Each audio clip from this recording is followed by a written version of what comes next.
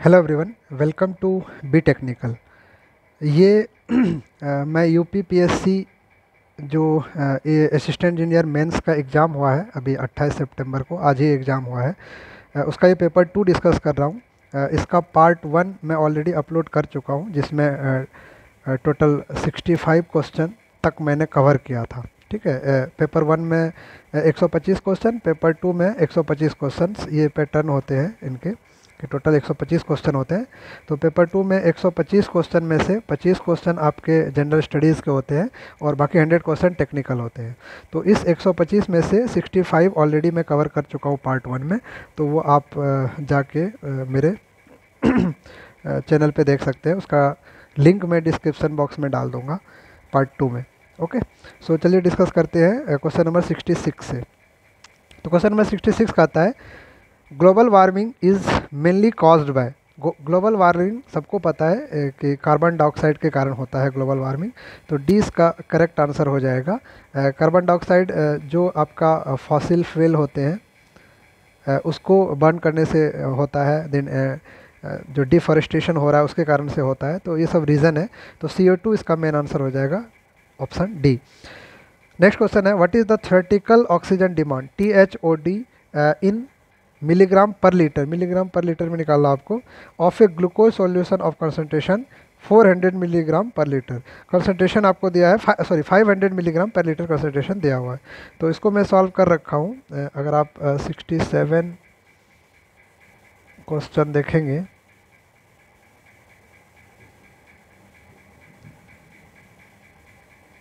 Question number 67।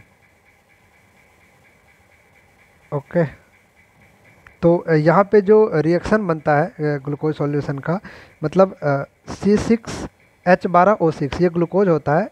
जब इसमें आप 6O2 मतलब ऑक्सीजन मिलाते हैं तो ये 6CO2 निकल के आता है और 6H2O निकल के बाहर होता है। ठीक है, 6H2O। तो मतलब 1 मोलिकुलर मास अगर हम निकालें ग्लूकोज का मोलर मास, तो C6H12O6, तो इसको अगर आप निकालेंगे कैलकुलेट करके, तो कार्बन का 12 यानी 6 है तो 6 इंटू 12, हाइड्रोजन का 1 होता है 12 इंटू 1, और ऑक्सीजन का 16 होता है तो 16 इंटू 6, तो टोटल 180 ग्राम पर मोल निकल के आता है आपका ग्लूकोज का, यानी 180 ग्राम पर मोल। और अगर इसी ऑक्सीजन की बात करें तो 2 ऑक्सीजन है 16 होता है तो 16 इंटू 2 32 ग्राम पर मोल। तो 1 मोल ग्लूकोज का कितना आता है 180 ग्राम। तो 6 मोल ऑक्सीजन का कितना निकल के आएगा 192, क्योंकि 1 मोल में 32 है तो 6 मोल में कितना आएगा 192। तो यानी 180 ग्राम ग्लूकोज को कितना ऑक्सीजन रिक्वायर्ड है 192 ग्राम ऑक्सीजन रिक्वायर्ड है। तो थ्योरेटिकल ऑक्सीजन डिमांड क्या हो जाएगा, mass of oxygen divided by mass of glucose. तो मास ऑफ ऑक्सीजन आपका कितना आया था 192 divided by mass of glucose 180। इसको मल्टीप्लाई कर देंगे कंसंट्रेशन ऑफ ग्लूकोज जो दिया हुआ है, दैट इज़ 500। तो ये निकल के आएगा 533.33। ये इसका करेक्ट आंसर हो जाएगा। ठीक है, चलिए नेक्स्ट क्वेश्चन। जो नेक्स्ट क्वेश्चन का आ रहा है वो आपका है क्वेश्चन नंबर 68। इसमें कह रहा है कि Borda's mouthpiece the coefficient of contraction. Borda's mouthpiece में कोफिशिएंट ऑफ यानी थ्योरेटिकल होता है, ये जो वैल्यूज़ दी होगी ये होगी डी, यानी डी इसका करेक्ट आंसर 0.5 होता है ये। Shear stress in Newtonian fluid में शियर स्ट्रेस डायरेक्टली प्रोपोर्शनल होता है किसका, स्ट्रेन रेट का। ठीक है, तो डी इसका करेक्ट आंसर हो जाएगा। ये इजी क्वेश्चन था। Centrifugal pump work on the principle of, किस प्रिंसिपल पे काम करता है, तो ये फोर्स वर्टेक्स पे काम करता है सेंट्रीफ्यूगल पंप, है ना, फ्री वर्टेक्स पे नहीं, फोर्स वर्टेक्स फ्लो पे काम करता है। सी इसका करेक्ट आंसर हो जाएगा। Question number 71, in laminar flow between 2 parallel plates the shear stress. जब पैरेलल प्लेट की बात करें तो शियर स्ट्रेस क्या हो जाएगा, सेंटर पे 0 हो जाएगा और एज पे मैक्सिमम यानी सरफेस पे मैक्सिमम आएगा। ठीक है, तो इस तरह के डायग्राम बनेंगे। तो सी इसके करेक्ट आंसर हो जाएगा, maximum at the boundary, 0 at the centre.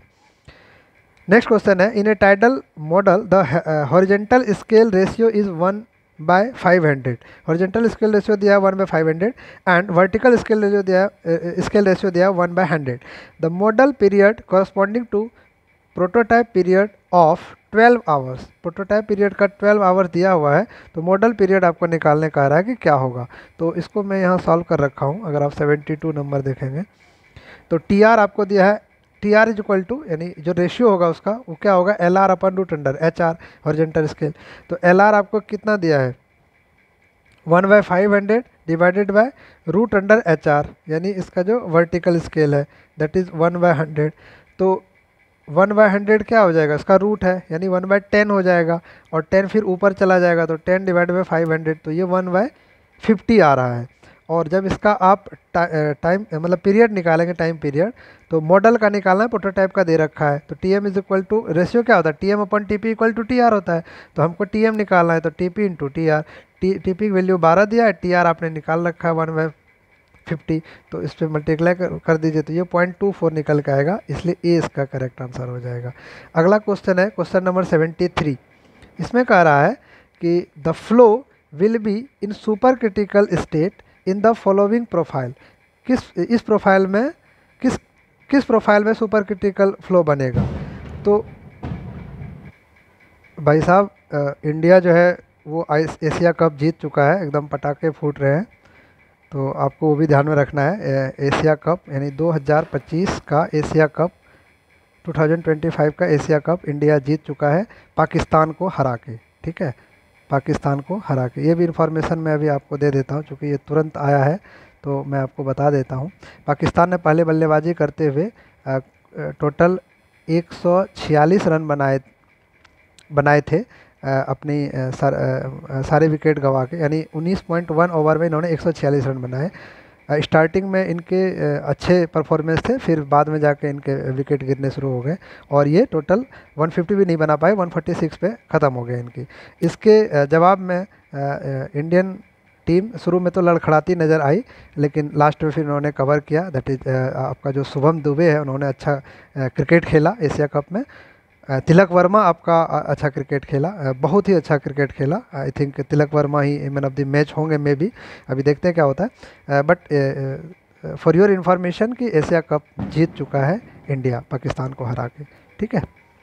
चलिए आगे शुरू करते, तो इसका करेक्ट आंसर क्या होगा 73 का, सुपर क्रिटिकल फ्लो के लिए जो S2 S3 और M3 ये प्रोफाइल में सुपर क्रिटिकल फ्लो बनेगा, तो सी इसका करेक्ट आंसर हो जाएगा। अगला क्वेश्चन है, deep pits are dug in desert area or in the sea bottom to dispose of which waste, किस वेस्ट को डिस्पोज करने के लिए। तो ये जो रेडियो एक्टिव वेस्ट होते हैं मोस्टली, मतलब कॉमनली उसी के लिए ये किया जाता है, ठीक है, सी कोस्ट में। तो रेडियो एक्टिव वेस्ट इसका हो जाएगा B correct answer. When the sewage to be distributed over a level area for irrigation surrounded by dikes or trenches, the method of sewage used is called, method of sewage when sewage is to be distributed over a level area for irrigation surrounding by dikes or trenches, the method of sewage useful. ये question थोड़ा सा हमको वो लग रहा है, but ये है कि अगर मेथड ऑफ इरिगेशन पूछता है ना, पता नहीं ये सीवेज टर्म क्यों यूज कर रहा है, तो इसके लिए फ्री फ्लडिंग होता, डी इसका करेक्ट आंसर। आप इसका कमेंट करिए कि इस क्वेश्चन में कुछ ये है या आपने इसका क्या टिक किया है। जहाँ तक हम जानते हैं फ्यूरो इरिगेशन जो होता है स्मॉल चैनल बना के उसको करते हैं, स्प्रे इरिगेशन स्प्रिंकलर इरिगेशन में करते हैं, और सरफेस इरिगेशन मेथड जो होता है वो बेसिन और फ्लड उसके लिए किया जाता है, सरफेस इरिगेशन। तो इसका फ्री फ्लडिंग आंसर होना चाहिए, बट यहाँ पे ये सीवेज वेज के टर्म में दिया हुआ है, तो आप इस पर ज़रूर कमेंट करिए। अगला क्वेश्चन है, in a certain situation waste water is discharge into river mixes with river water instantaneously and completely following data is available. ये डाटा दिया हुआ है, डिजॉल्व, ये मिक्स पूछता है एक्चुअली।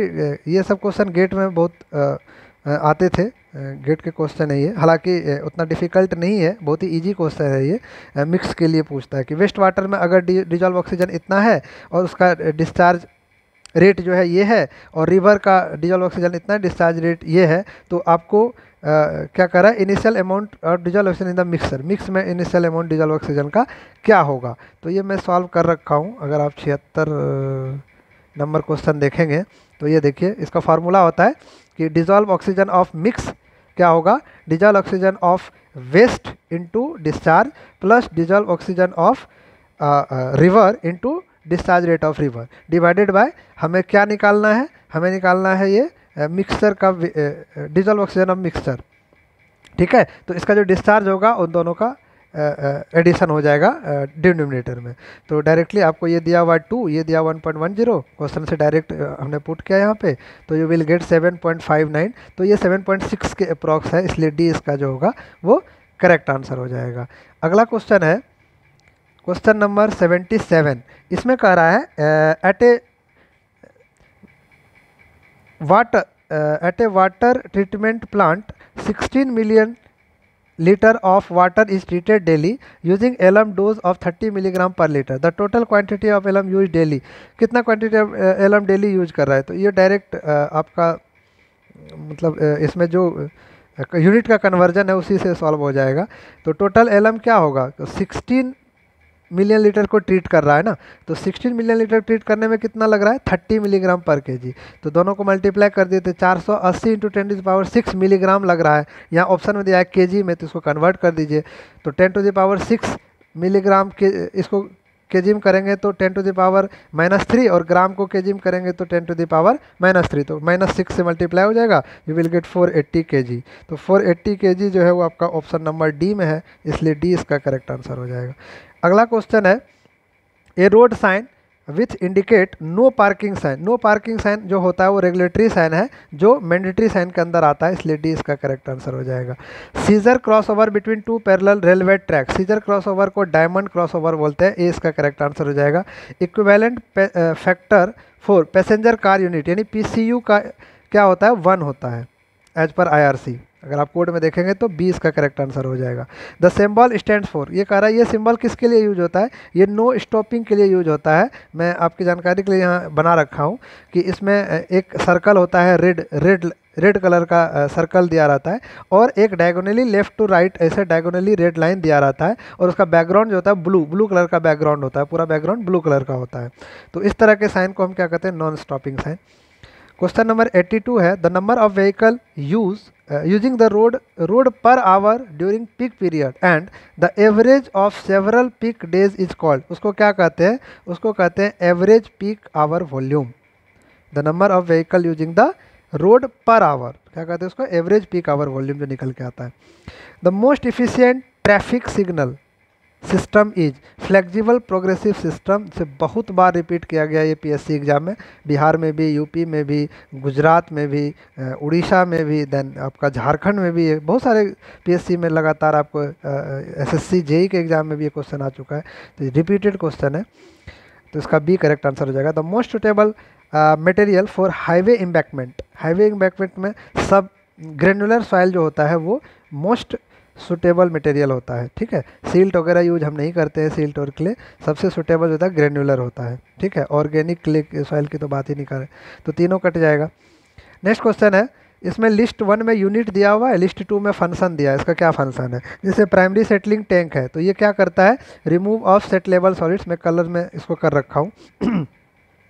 जो ट्रिकलिंग फिल्टर है वो स्लगिंग ऑफ बायोमास को उसका फंक्शन है, हटाता है उसको। ठीक है, सेकेंडरी सेटलिंग टैंक का क्या है, ये सॉलिड लिक्विड सेपरेशन करता है, और मतलब सेपरेट होता है वहाँ पे, पीएसटी के बाद सेकेंडरी सेटलिंग टैंक में सेपरेशन होता है। वेस्ट स्टेबलाइजेशन पॉइंट जो होता है वो सिम्बायोटिक रिएक्शन होता है। तो इसका करेक्ट आंसर क्या हो जाएगा आपका, इसका करेक्ट आंसर हो जाएगा 2314 सी ऑप्शन में है, इसका सी जो है करेक्ट आंसर हो जाएगा। अगला क्वेश्चन है the method adopted for removing bushes tranches debris, ये सब रिमूव करने के लिए हम स्क्रीनिंग लगा देते हैं। तो सी इसका करेक्ट आंसर हो जाएगा। In the arithmetic increase method population is assume to increase, ये कांस्टेंट रेट होता है अरिथमेटिक इंक्रीज मेथड में। ठीक है, कांस्टेंट रेट होता है, बी इसका करेक्ट आंसर हो जाएगा। डिसइंफेक्शन ऑफ वाटर क्यों करते हैं, किलिंग पैथोजेनिक बैक्टीरिया, जो हार्मफुल बैक्टीरिया उसको किल करने के लिए डिसइंफेक्शन करते हैं, तो इसका आपका सी जो है करेक्ट आंसर हो जाएगा। The maximum transmission of power through a pipeline with total head H, the head loss due to friction, friction के कारण फ्रिक्शन के कारण जो हेड लॉस होगा, टोटल हेड में जो हेड लॉस होगा वो लगभग टोटल हेड का 1/3 होता है, 33%। तो डी इसका करेक्ट आंसर हो जाएगा। ये आपका क्रिटिकल कंडीशन दिया हुआ, क्रिटिकल फ्लो का कंडीशन दिया हुआ कि क्या कंडीशन होता है, तो Q square T upon G A cube होता है इसका, this value is equal to 1, है ना, यानी Q square T upon G A cube is equal to 1। Q आपका जो है डिस्चार्ज है, टी आपका जो है वो है top width, G station due to gravity है, ए एरिया है, ठीक है। ये क्रिटिकल कंडीशन होता है, क्रिटिकल फ्लो का कंडीशन होता है। इस पे बेस्ड आप जो भी सेक्शन दिया रहेगा आप उसको सॉल्व कर सकते हैं। तो ये डायरेक्ट फार्मूला पूछ लिया उन्होंने, इजी क्वेश्चन है, ये भी इजी क्वेश्चन है। फ्लूइड से काफ़ी इजी क्वेश्चन देखने को मिल रहा है। The friction factor in laminar flow में फ्रिक्शन फैक्टर 0.04 दिया हुआ है, Reynolds number R is equal to 64/F। आप डायरेक्टली निकाल लीजिए, ये 1600 निकल के आएगा। Velocity potential function for a line source, देखो दो सोर्स होता है, सिंक और लाइन, सर्कल लाइन है ना, सिंक सोर्स होता है। तो ये भी आपका फ्लूइड से रिलेटेड है। इसका जो लाइन सोर्स के लिए जो रेडियल डिस्टेंस वेरी करता है वो लॉगरिथमिक होता है, डायरेक्टली प्रोपोर्शनल टू ln/r। तो 20 का करेक्ट आंसर हो जाएगा। The flow ratio of A Francis turbine it is if it is working under A head of 62, head दिया हुआ है, वेलोसिटी दिया हुआ है, तो फ्लो रेशियो साई बोलते हैं इसको, v/2/2gh होता है, v आपका 7 दिया हुआ है, डायरेक्टली आप पुट कीजिए 0.198 अप्रोक्सीमेटली 0.2, तो 20 का करेक्ट आंसर हो जाएगा। For hydraulically efficient triangular section the hydraulic radius r is equal to, आपको पता है r इज इक्वल टू क्या होता है, एरिया अपॉन पेरीमीटर, है ना, वेटेड एरिया पर वेटेड पेरीमीटर। वेटेड एरिया जब आप निकालेंगे इसका ट्रेंगुलर का, तो ट्रेंगुलर का शेप इस टाइप का होता है, ठीक है। तो जब आप निकालेंगे एरिया निकल के आएगा Y square, most efficient triangular section कह रहा है, ठीक है। तो ए निकल के आएगा वाई स्क्वायर और पी निकल के आएगा 2/√2, और जब दोनों का रेशियो लेंगे तो बी y/2√2। ये तो स्टैंडर्ड वैल्यू है, आपको ट्रेंगल का, रेक्टेंगल का, ट्रेपेजॉइडल का, ये सब का आपको याद होना चाहिए, ठीक है। डायरेक्टली इस पे क्वेश्चन आता है, न्यूमेरिकल भी पूछा जाता है, ये तो फार्मूला ही पूछ लिया, तो 20 का करेक्ट आंसर हो जाएगा, ठीक है। अगला क्वेश्चन है horizontal to vertical side slope in case of Cipolletti weir. Cipolletti weir को ट्रिपेजॉइडल वियर भी बोलते हैं, और इसका जो ये स्लोप होता है 1:4 होता है, 20 का करेक्ट आंसर होगा। The energy dissipation in a Sharda canal fall, ये क्वेश्चन में भी आप कमेंट कीजिए कि आपने इसका क्या टिक मारा है, ठीक है। तो the energy dissipation in Sharda canal fall is caused by, किसके कारण होता है, तो ये हाइड्रोलिक जंप के कारण होता है, ठीक है। डी इसका करेक्ट आंसर होगा। आप भी इसमें कमेंट करिए कि आपने इसका क्या आंसर दिया है, या आपके लिए कुछ आपको लग रहा है कि इसका कुछ अलग आंसर होना चाहिए, तो भी आप इसमें कमेंट करके बताएं। For the measurement of evaporation using pan, the pan coefficient के जो होता है ना वो हमेशा <1 होता है, डी इसका करेक्ट आंसर होगा, ठीक है। अपना इंडियन स्टैंडर्ड जो यूज करता है वो क्लास ए पेन होता है, जिसका 0.7 से 0.8 वैल्यू होता है, ठीक है। कोफिशिएंट ऑफ पेन के की वैल्यू 0.7 to 0.8 होता है, तो इसलिए हमेशा <1 ही होता है, डी इसका करेक्ट आंसर होगा। The shape of drawdown curve का शेप पैराबोलिक होता है, 20 का करेक्ट आंसर है।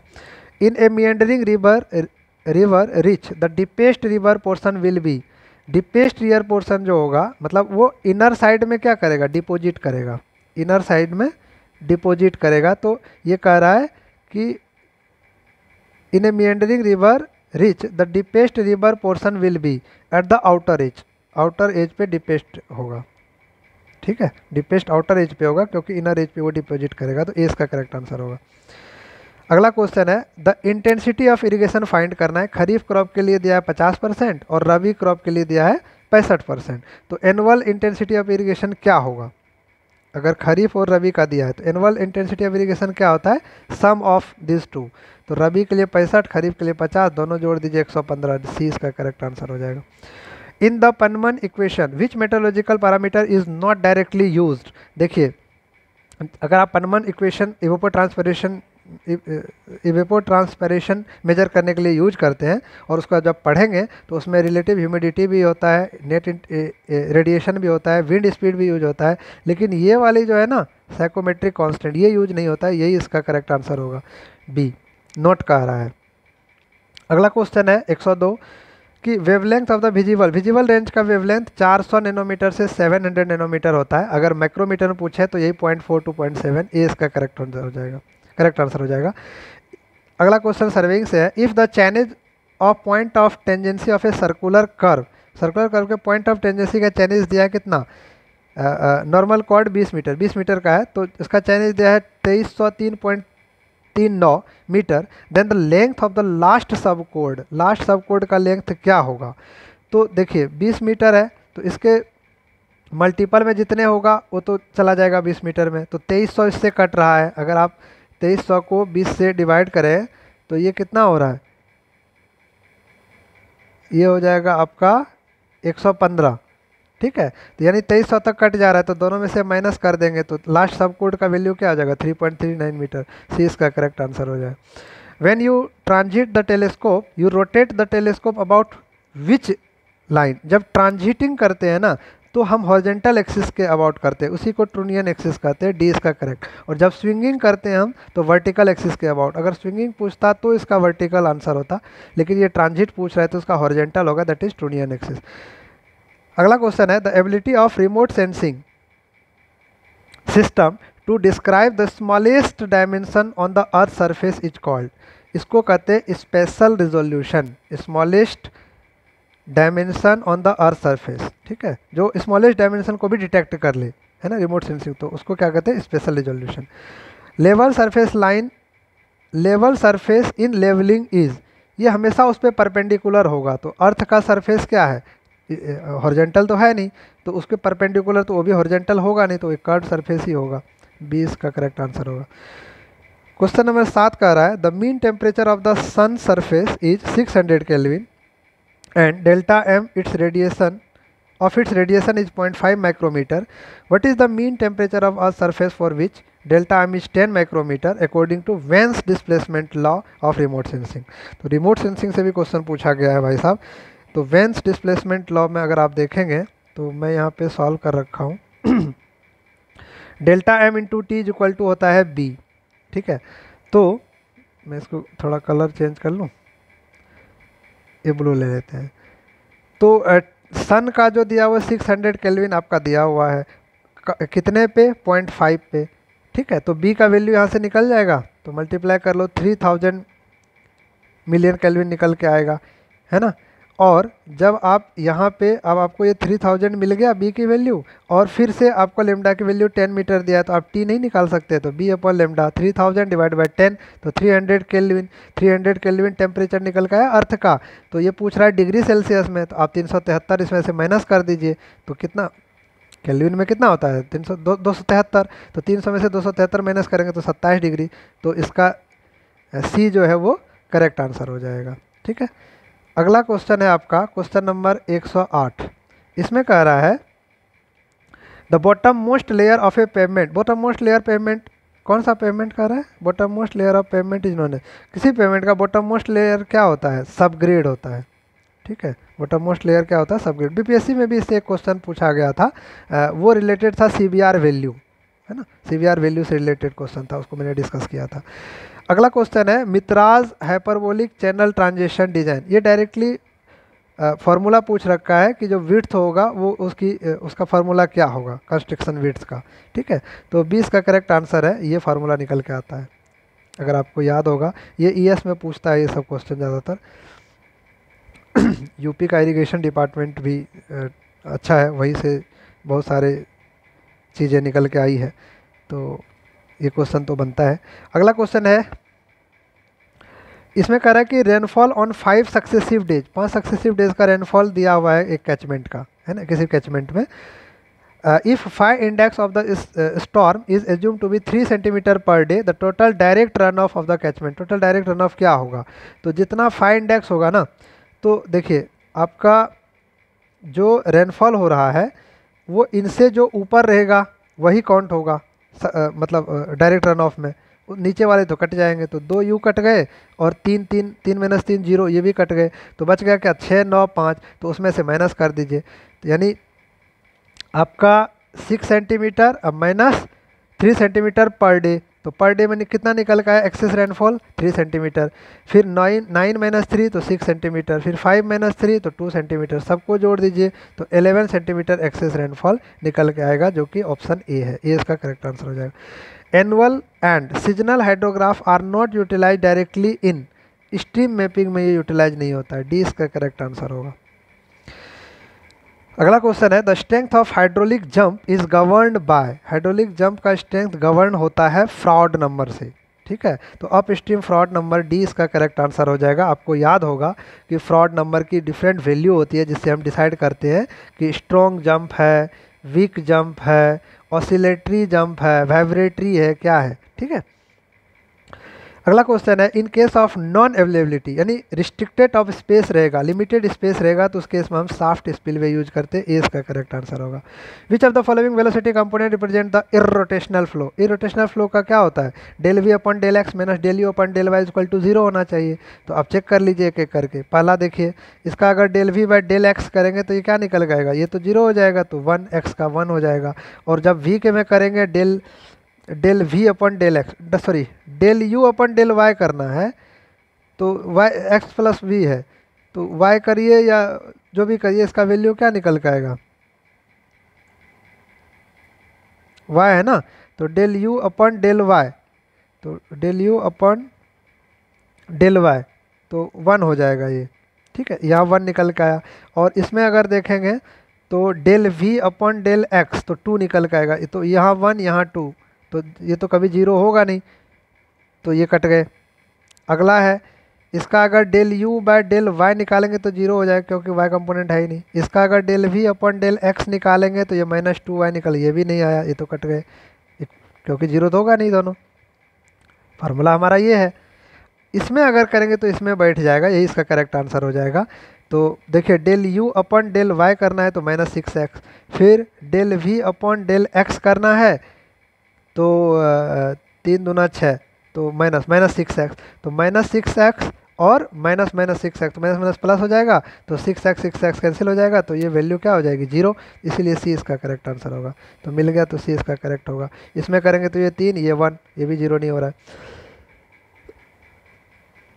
अगला क्वेश्चन है a natural river is conveying A flow of 2500 Q में, यानी क्यू की वैल्यू 2500 दिया हुआ है। What is the expected wetted perimeter of the river cross section. तो अगर आप पढ़ रखे होंगे तो ये डायरेक्ट वो फार्मूलाज है लेसीज का, उस और जो कैनेडीज थ्योरम है, लेसीज थ्योरम है, उसी सबसे निकल के आ जाता है उसके फार्मूले से। ठीक है, तो एक फार्मूला है P = 4.75 रूट अंडर क्यू। तो 4.75 आपको वेटेड पेरीमीटर निकालना है ना, तो उसका ये फार्मूला होता है वेटेड पेरीमीटर का। तो 4.75 रूट अंडर क्यू, 2500 का क्यू क्या हो जाएगा आपका 25 का 5 यानी 50। तो 4.75 को 50 से मल्टीप्लाई कीजिए तो यू विल गेट 237.5। ये इसका करेक्ट आंसर हो जाएगा। A river which ड्राइज up completely before joining another river और ओशन इज नोन है, उसको वर्जिन कर्व कहते हैं। दूसरे रिवर को ज्वाइन करने से पहले पूरा ड्राई हो गया तो उसको वर्जिन रिवर बोलेंगे। ठीक है, अगला क्वेश्चन है if the area of catchment दिया है 62.5 metre square and axial length of the catchment 10 metre. तो फॉर्म फैक्टर निकालने का आ रहा है। तो फॉर्म फैक्टर क्या होता है A/L²। तो 62.5/L², L है 10, तो 100, तो ये क्या हो जाएगा 0.625 है, ए में करेक्ट आंसर हो जाएगा इसका। Find the extra widening of a, ये आपका हाईवे से रिलेटेड है। एक्स्ट्रा वाइडनिंग पूछा है। वाइडनिंग क्या होता है, mechanical widening plus psychological widening, दोनों का समीशन होगा, टोटल एक्स्ट्रा वाइडनिंग जो निकल के आएगा। तो ये सब ध्यान रखना है। 2 लेन हाईवे दिया हुआ है। ठीक है, ये सब इंपॉर्टेंट पॉइंट है, इसको अंडरलाइन कर लेना आपको। लॉन्गिट्यूडनल सर्कुलर कर्व, रेडियस दिया हुआ है 300 मीटर, डिजाइन स्पीड दिया है 80 km/h। ठीक है, wheel base largest vehicle 6 metre दिया हुआ है। तो इसको मैं सॉल्व कर रखा हूँ, आप डायरेक्टली यहाँ से देख लीजिए। जो इसका फार्मूला होता है W m mechanical plus psychological, मैं ऑलरेडी बता रखा हूँ आपको। तो मैकेनिकल जो होता है NL²/2R, N आपका नंबर ऑफ लेन होता है, 2 लेन दिया है तो 2 आ जाएगा।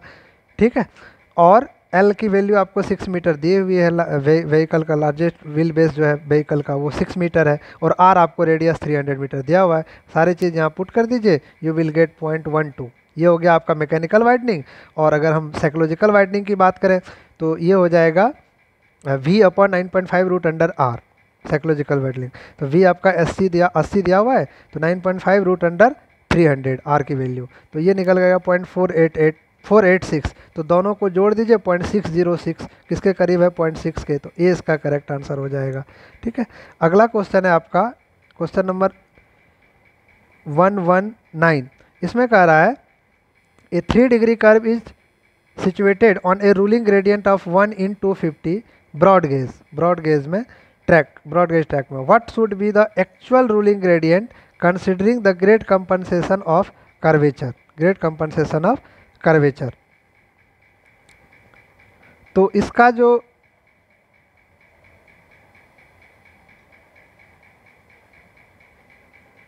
ये रेलवे का है, तो इसका जो ग्रेड कंपनसेशन होगा, ग्रेड कंपनसेशन क्या होता है 70/R जो मैक्सिमम होगा, है ना, ग्रेड कंपनसेशन।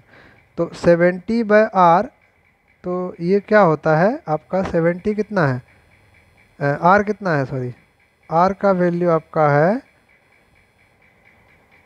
300, तो इस पे निकालेंगे तो ये कुछ 0.233 के अप्रोक्स आता है, 233। ठीक है, लेकिन यहाँ 3 डिग्री का कर्व दिया, 3 डिग्री के लिए कितना होता है, अगर आप रेलवे के ऊपर पढ़ चुके हैं तो 0.04 into degree of curve 3 degree, तो कितना हो जाए 4×3=12, तो परसेंटेज में निकाल लो 0.12% निकल के आएगा ये।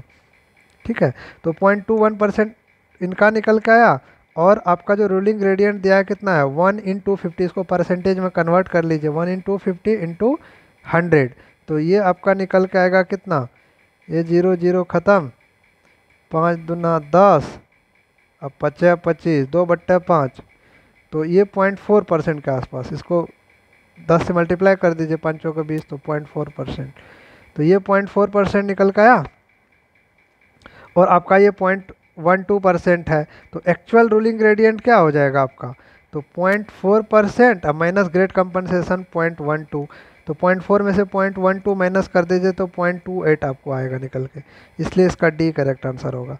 बिटुमेन ऑफ ग्रेड 80/100, 80/100 का मतलब होता है 8 से 10 mm। ठीक है, 8 से 10 mm, सी इसका करेक्ट आंसर हो जाएगा। Consider the correction to be applied to the basic length of runway.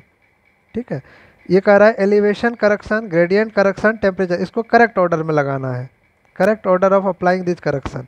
तो पहले हम क्या करते हैं, एलिवेशन करेक्शन करते हैं, फिर हम करते हैं टेम्परेचर करेक्शन, और नेक्स्ट में करते हैं हम ग्रेडियंट करेक्शन। तो 132 यानी ए ऑप्शन करेक्ट हो जाएगा। अगला है next question, the terrain may be classified as rolling terrain if the cross slope is, ये डायरेक्ट डेटा पूछ रखा है, तो रोलिंग टेरेन का जो क्रॉस स्लोप होता है वो 10 to 25% होता है, अप टू 10% होता है प्लेन टेरेन का, अगर 25 से 60% है तो माउंटेनियस टेरेन होता है, और स्टीप टेरेन होता है आपका मोर देन 60% में। तो इसका करेक्ट आंसर ये पूछा है किसके लिए, रोलिंग के लिए, 10 से 25% हो जाएगा इसका, ये करेक्ट आंसर हो जाएगा इसका। ठीक है, तो ये 122 क्वेश्चन हो गए। अगला क्वेश्चन आपको मैं यहाँ पे वो कर रखा हूँ क्वेश्चन नंबर आपका है 123, ये पूछ रहा है लेसिस रिजिम अकस, Lacey regime scour depth corresponding to expressed as, scour depth निकालें, लेसीज के लिए पूछा है, तो ये डायरेक्टली फार्मूला पूछा है 1.35 Q²/F⁻⁻⁴, सी इसका करेक्ट आंसर हो जाएगा। इसमें कह रहा था minimum thickness of the down stream flow in the design of wear, है ना, जी इज द स्पेसिफिक ग्रेविटी, तो ये आपका H/G-1, डी इसका करेक्ट आंसर होगा। और लास्ट क्वेश्चन है पेपर 2 का, as per IS 7784 part 2 1995 canal transition should be preferably, तो इसका जो क्या कर रहा है, स्प्ले इन द रेशियो, उसका जो रेशियो होगा अप स्ट्रीम में होता है 2:1, डाउन स्ट्रीम में होता है 3:1, तो 20 का करेक्ट आंसर हो जाएगा। सो इस तरह से मैं दोनों पार्ट में ये पेपर 2 का पूरा डिस्कशन कर लिया हूँ। आप अपना फाइनल चेक करने के बाद पेपर 2 में कितना स्कोर कर रहे हैं आप ज़रूर कमेंट करें। इसका मैं एक कुछ सीट भी बना के स्प्रेड करूँगा, सो दैट कि मोस्ट ऑफ द पीपल उसमें अपना डेटा फिल करें, ताकि एक आइडिया आए कि जो मेंस का कट ऑफ है वो कितना जा सकता है यूपीपीएससी एई के लिए। तब तक के लिए आप वीडियो को शेयर कीजिए, आपको अच्छा लगे तो लाइक कीजिए। Okay, bye bye, take care.